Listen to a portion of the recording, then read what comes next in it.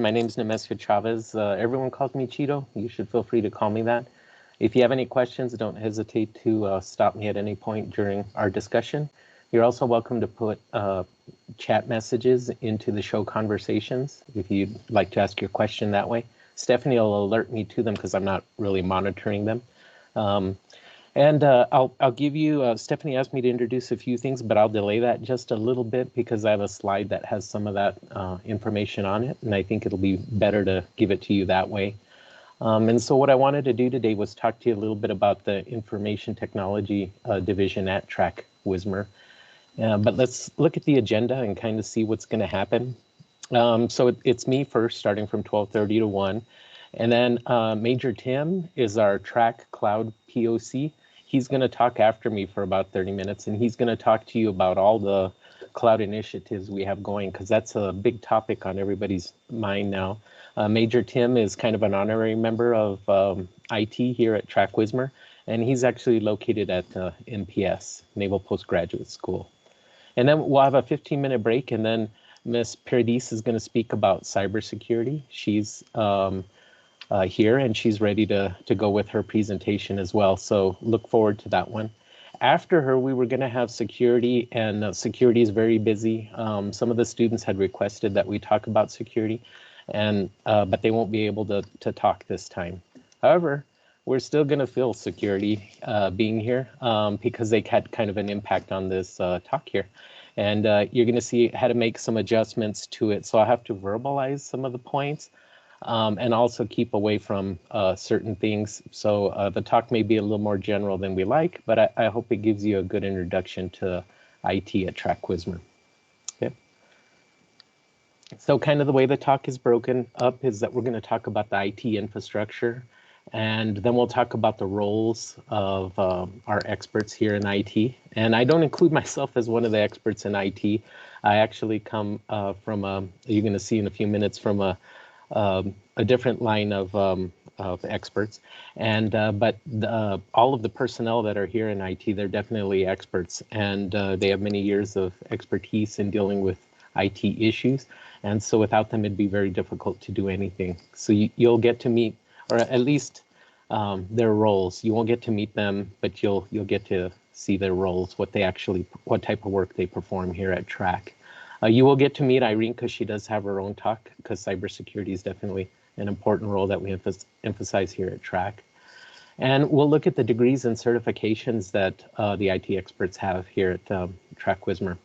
And then at the very end, any questions, if you have more questions, of course, you're always welcome to interrupt me and stop me at any point to ask a question. But there'll be time at the end as well, hopefully. So if you've made it this far and you're not, you know, an industrial engineer, or you're not a statistician or a mathematician, and maybe you're an IT person or interested in the HR parts of TRAC-WSMR, you're probably wondering what the heck you just saw for a day and a half, because it is quite technical and it is quite involved. And but from an IT perspective, what we saw the last day and a half really leads up to why the IT, why we have a group of IT experts here at TRAC-WSMR, because all of that work requires an infrastructure to support it, an IT infrastructure. We do have other types of infrastructure. You know, we do have a maintenance person that takes care of the building and that kind of thing, and so that's another type of infrastructure. We're not talking about that type here. It's strictly IT. And so to be able to support the work that you've seen over the last day and a half, it really requires a lot of funding and a lot of hardware and a lot of network access. And so the infrastructure that we're talking about is really a $3 million infrastructure, and it's very expensive. It includes things like storage, servers, end user systems, like the box sitting on top of everybody's desk or below their desk, the PEDs that they're carrying around. It is quite expensive. So that $3 million is in a life cycle replacement. Life cycle replacement means how long does the system that we're talking about last? Usually it's anywhere from 3 to 7 years. Okay, so over 5 years, you're probably talking $600,000 a year is our operating budget. Okay, and we have a portfolio that we have to maintain with the Army that keeps track of all of this infrastructure and what it costs and how much we're spending. And it does add up to that $600,000. One interesting fact about that portfolio is that's the only part of IT that can really get you arrested because if you're misreporting something or doing something inaccurately, they always warn you about that. You can go to jail if you don't accurately report this. And needless to say, I'm the only one that works in that area to minimize the number of people that are working on the budget and maintaining that and reporting that to the government. Those reports actually go up to the president. He keeps track of how much they're spending, the government is spending as a whole. And so it's very important that those numbers are accurately reported. And it's a continually thing. It's one of the most painful parts of the job, but it's got to be done. We also support personnel of about 150 people. And that fluctuates. Sometimes we drop down to 125, sometimes 140-ish, 145. But you know, it tends to be in the 150. And in the end, there's about 400 systems sitting on people's desks or in certain areas that people have access to. Those are the computers that they do their work on. There's about 400 of them. So that's more than 2 systems per person that we have around here. And sometimes there's so many computers for people. You know, they'll have 4 systems around their desk or something like that. I know it gets quite confusing for them. I don't know how they actually do that work. I only have the one system. It's an unclassified system. And when I access classified networks, I actually have to go to another room to be able to do that myself. But some people are in areas where they can have more than one system on their desk, and they actually can do more than one classification, work on more than one classification of data. Okay. And that's one of the most important questions that we have for users when we're working with them is what is the classification of data that they're dealing with?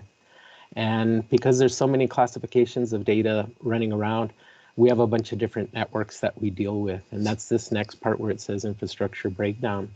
We essentially have 4 networks. We have more than 4, but for the most part, the ones that are most widely used are these 4. There's DREN, SIPRNet, DevNet, and TechNet. DREN is essentially just like your internet at home, but it's for government use. And that's everybody's everyday network. You want to send an email to somebody, or you're working on some kind of report that isn't classified, or you're trying to log your time for work, that kind of thing, you're most likely using the DREN network. And the next network that probably gets used the most is, well, I'll take that back. I was going to say SIPRNet, but it's TechNet. And that one, to some extent, may outpace the DREN. The TechNet is the 4th one down. And that's where most of our important work is done.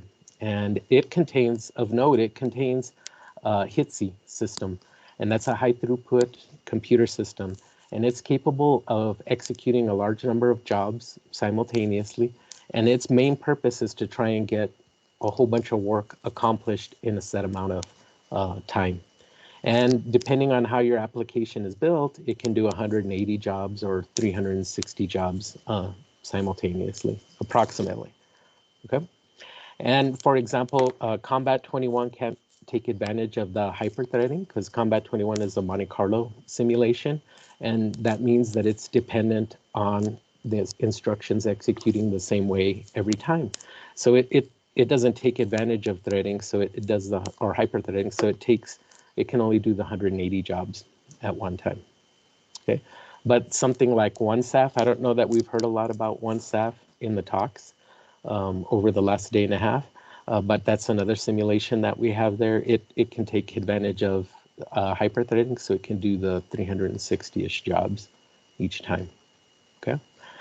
And so when we're talking about doing those studies that we saw earlier that led up to these talks, the data that they're getting is based on a number of runs in most cases. Well, almost in all cases, they're concerned with generating a whole bunch of data a bunch of different times.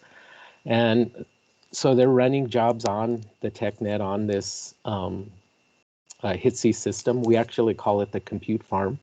And they're running these jobs over and over and over and over and generating all this data to be used in their analysis. Okay. So really everything that you've seen up to the last few days is kind of leading up to this talk so that we would be able to talk about how we support the work that's done here. You've really seen over the last few days the type of work and what was done and that kind of thing, but not really the nitty-gritty details on how it was done. And part of the how is it requires an IT infrastructure. And we really have a world-class set of IT experts here. Again, please, I don't include myself in that category. I even, it goes down to the extreme of my house. I'm not the IT expert in my house. My wife, Hong, is the expert in IT there. And if I have a problem, I'll generally ask her before I try to fix it myself because I'll break it. And but the team of experts we have here can answer virtually any question. And the other thing that makes them experts is not only can they answer it themselves typically, but if they can't find the answer themselves, they have connections that they can call on that help them come up with a solution. Okay. And in 2019, there was a survey done, a kind of a climate survey for our organization, and I don't remember the exact number. I'm going to say it was 95% of personnel here felt some level of satisfaction with IT, which is quite good, because typically when you're dealing with IT, you might not have the most favorable opinion of them. I know in previous jobs that I've had, I was that way too, because you'd always go ask them to do something, they were always real grumpy about it. But the people here, the personnel here are not like that at all. And anytime you come to them or ask them for support in any way, the first answer out of their mouth is never no. It's, you know, depending on the level of complication, it's let's think about this and let's try and figure out how we can make this work. And what I'm saying, there's actually a compliment that I've heard from a number of people about our IT personnel here, and not me just verbalizing what I think about our IT experts here. And of course, my opinion of them is favorable as well, but definitely without them, we wouldn't get anything done. And so I wanted you to meet them all, but we can't do that. So we're going to just look at the roles and then the certifications and degrees that we all have as a group. And so the roles that we have here are pretty much any IT role that you can think of. We have an AV admin and or a number of people that do AV, but we have a main AV admin that does a fantastic job. And let me back up just a little bit. I can't show this to you because I didn't run it by TRO, our technical reports organization, and I didn't run it by security. But the way that we operate here is that people put in tickets or issues, and then IT responds to it. And in 2019, for example, we handled 4,200 issues or tickets. And in 2020, we actually had a 10% or 11% decrease, and we handled 3,800 tickets. And the reason for the difference between those two is COVID-19. When we moved to teleworking, we kind of relaxed our position that you always have to issue a ticket or put in a ticket or issue problem. And we went with email, phone, because we're working more than we ever have. We're continually busy. Everybody's constantly swamped. We always joke that if you come into the office, you know, it's just complete mayhem, and it's not a joke. And I tend to be here at least half the time in the office currently. And if I come in, I'm just completely swamped, and I'm always happy when somebody else comes in, one of the other government personnel come in IT, because that provides me some coverage. Everybody will go to them because they know they can actually do the work and they won't necessarily come to me, and it really helps out. But yeah, so the difference that we're seeing between the 2 years, I feel, is really because of COVID-19. You're going to see, Irene's going to talk about a link, but in it had an interesting point that when they were looking at talking with cybersecurity personnel and had surveyed them, that more than 60% of them felt that their organizations were prepared for going on 100% telework. And I found that really hard to believe. I can't believe that anybody would have a COOP plan, a continuing operation plan, or any plan that would account for 100% of their workforce to go on telework. And the government definitely wasn't prepared for that. When we went on telework, it was a tremendous struggle. But because of our IT experts, it actually turned out to be okay. And I say that now, and everybody's probably forgotten. Maybe a few of you are still holding a grudge because of how we went on telework. But the first 3 months was extremely difficult for everyone all the way around. There was a lot of difficulty, and we, our NIC, us, locally, we just weren't prepared for that many people to go on telework that quickly. Because literally the word came out, we're going on telework, and then with a few hours, everybody was on telework. But because of the IT professionals that we have, or IT experts, it did turn out okay. Just took a few months to get a lot of the kinks worked out. Okay, but now heading back to the roles that we have. Cloud administrator, Charlie, like I said, Major Tim handles most of the cloud aspects for us. Cybersecurity, Irene, and I'm going to mention those two because they have talks coming after that. After that, I won't mention anyone, but just their role. We have database administrator, help desk technician. We have a lot of different system administrators, Linux, Windows. Those are the two main ones that we use. The compute farm is all Linux based, and we have support for that. And then on the Windows side, we definitely have experts in that regard. And sysadmins get used, you hear that term mentioned all the time. They handle everything from putting up a server to coming up with a backup plan, you know, and by backup, I mean that we make backups of all our data and keep them according to some kind of retention policy that we have. And we have personnel that handle that. We have people that handle software, and you wouldn't believe how complicated software is and how difficult it is to keep track of it. A large number of our requests are based on that. And we have a PED administrator. You know, everybody can't live without their cell phone, and we have work cell phones and work tablets, that kind of thing. And people can't be without those, so that one's almost a 24/7 type job. And it is handled by, we have one main POC, but we also have some number of people that can support it because you have to have backups for every kind of role. And in general, we have that here, okay? But one of the things I wanted to emphasize to you, if you're a student or potential employee and you're interested in the IT part of it, is that if you're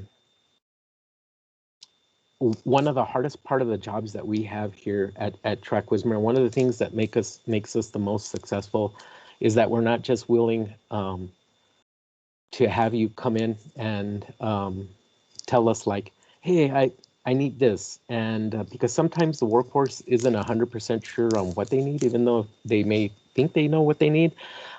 So our IT experts, and the way that the direction that we're always heading in is that we kind of know your requirements because we listen to the PD sessions. We, for example, have people that have worked on the model and have transitioned over to IT and can actually understand what type of requirements are needed to satisfy certain things.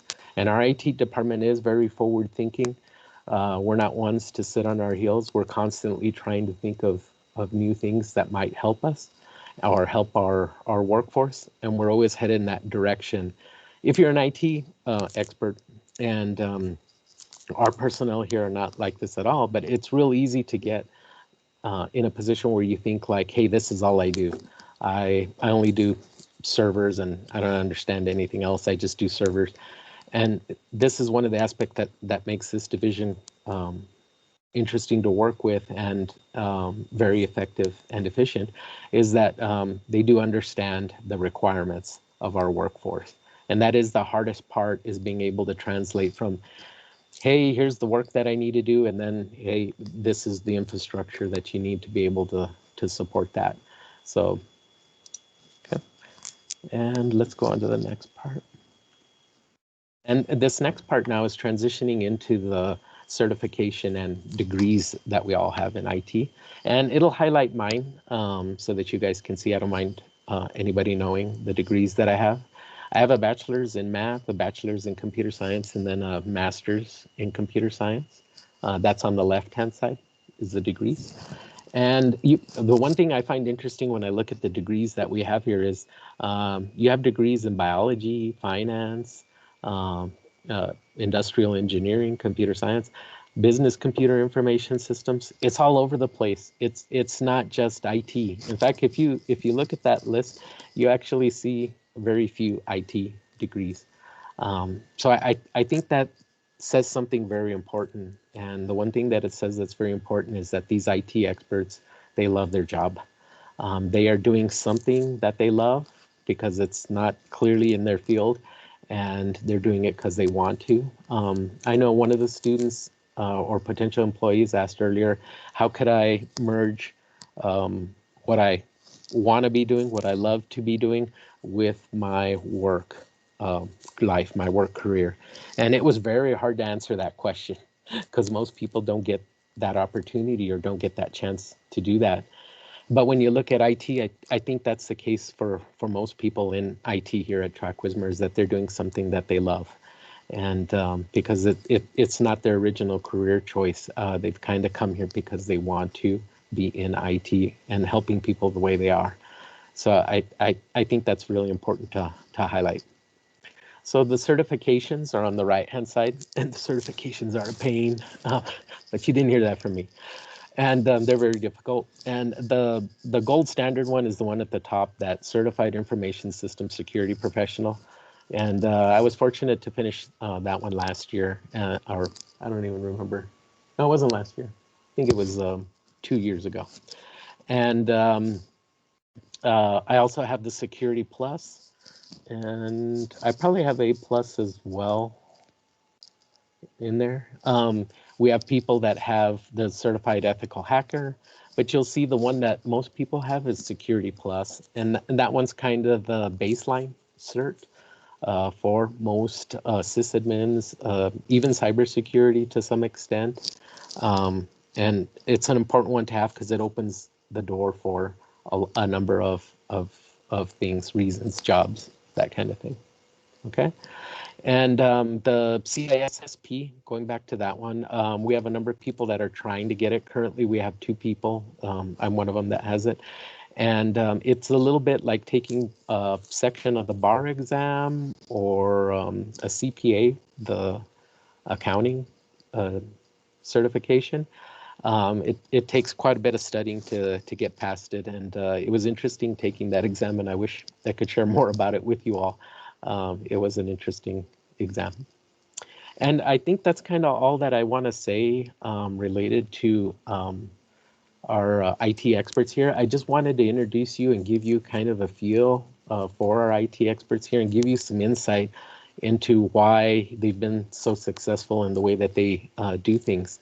And I wanted to impress that upon students coming in or potential employees coming in, and also to those of you that have been here at TRAC for a while. Oh, and that reminds me, Stephanie asked me to tell you how long I've been working here. I've been here 10 years. I started as a contractor. I did that for 3 years, and then I transitioned to a civilian. And I worked under Christine Powell for about, gosh, I don't know, 2 or 3 years. And then I transitioned over to IT, where I've been the rest of the time.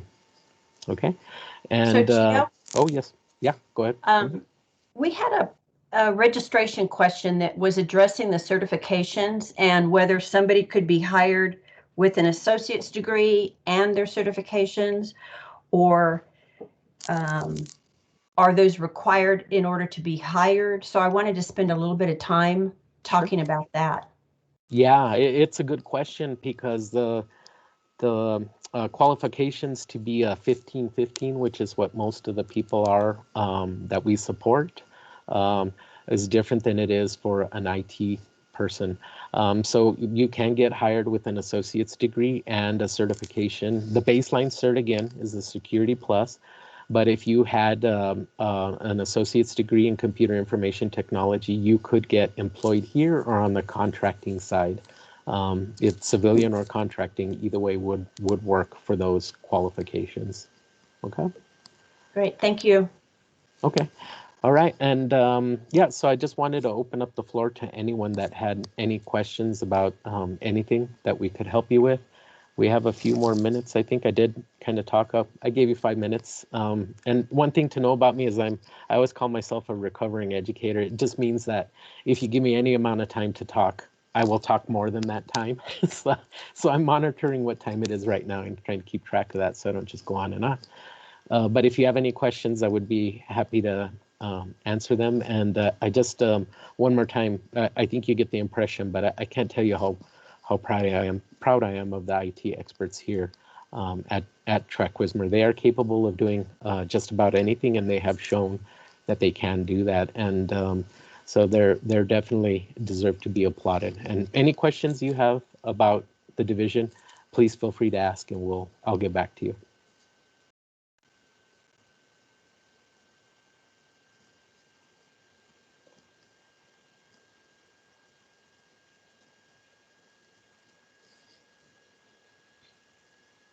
Juan Avila has his hand raised. Go ahead, Juan. Hey, Juan, go for it. Hey, Cheeto. I've been meaning to ask, do you have personnel that work as under multiple roles or multiple administrators? Yeah, yes, we do. And this is a really good question, Juan, because I didn't mention this. And I kind of hinted at it with how many tickets we've done, but I didn't say it outright. The workload is quite heavy for the number of people we have. We have anywhere from 10 to 12 people at any one time working. And as you saw, we have roughly 4,000 issues that we did last year. There's approximately 264 working days in a year. So that means, you know, they're doing a large number of tickets per day. And so these people overlap. And because there's backup, we have to have backups for every role.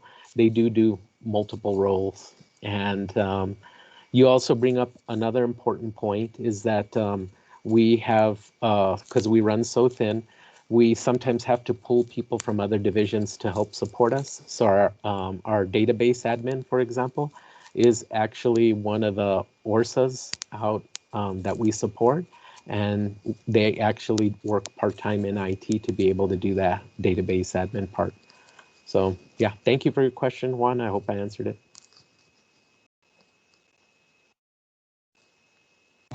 Thanks, Cheeto. And I was just gonna, if there's no other questions, I was gonna follow up on asking about the CIS's Sure. split, and if you can elaborate a little bit on what it would take to kind of get that certification over.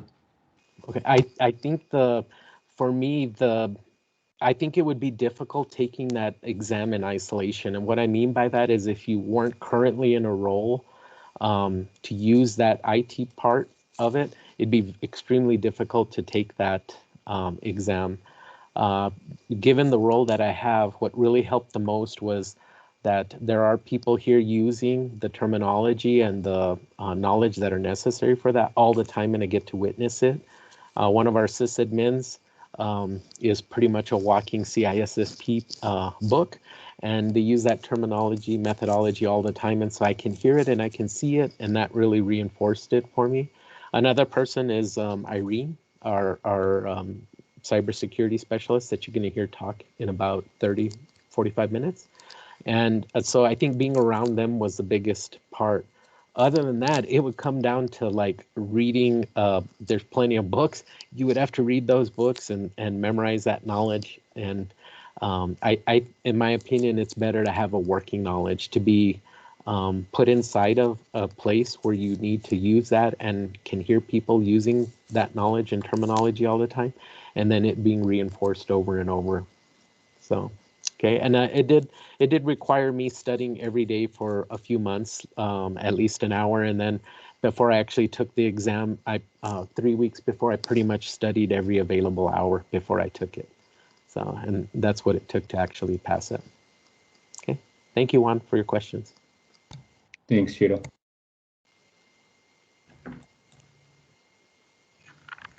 Great. Thank you so much for your presentation, Cheeto. That was a really informative and a different viewpoint from the rest of the briefings that we've received so far.